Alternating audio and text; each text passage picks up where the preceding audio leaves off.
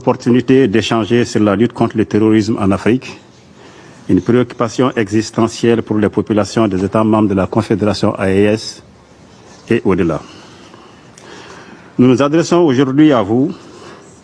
en notre qualité de représentants des pays qui, depuis l'intervention de l'OTAN en Libye, une intervention autorisée par ce Conseil de sécurité, ont perdu des milliers de vies humaines, enregistré de nombreux réfugiés et déplacés internes et des populations privées des services sociaux de base du fait du terrorisme. Face à ces défis, leurs excellences, le capitaine Ibrahim Traoré, président du Faso,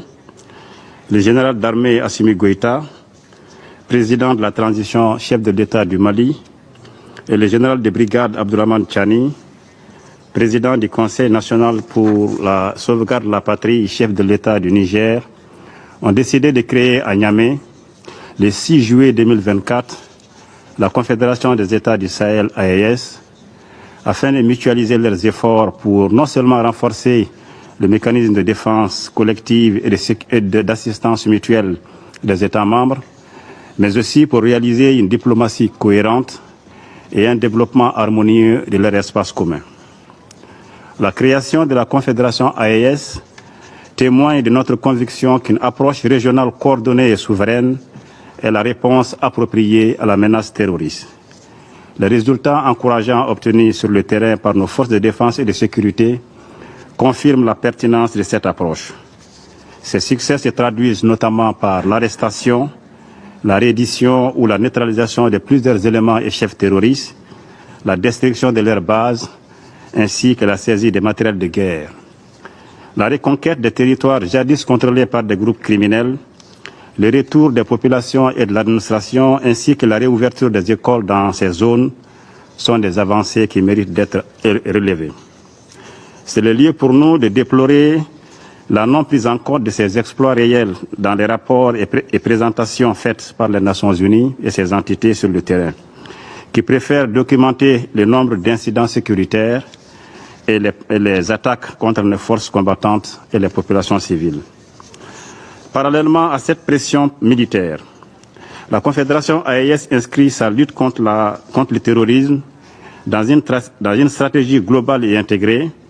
qui inclut également des mesures politiques, de développement économique et social, de justice et de réconciliation. Cette approche nous permet de trouver des solutions durables aux causes profondes du terrorisme en tenant compte des réalités locales. Dans cette lutte complexe, les États membres de la Confédération AES tiennent à remercier tous les pays amis pour leur soutien constant et multiforme pour la sauvegarde de l'intégrité de nos territoires et de la dignité de nos peuples. Cependant, nous condamnons avec force la participation des sponsors étatiques étrangers, à l'instar de la France et de l'Ukraine, cette dernière qui a ouvertement revendiqué son appui au groupe terroriste opérant au Mali, et cela sans la moindre condamnation de la part de cet auguste organe, pourtant chargé du maintien de la paix et de la sécurité internationale. Monsieur le Président, pour renforcer efficacement la lutte contre le terrorisme en Afrique, nous préconisons 4 axes prioritaires que nous invitons respectueusement le Conseil de sécurité à considérer. Premièrement, un soutien accru et concret aux initiatives africaines de lutte contre le terrorisme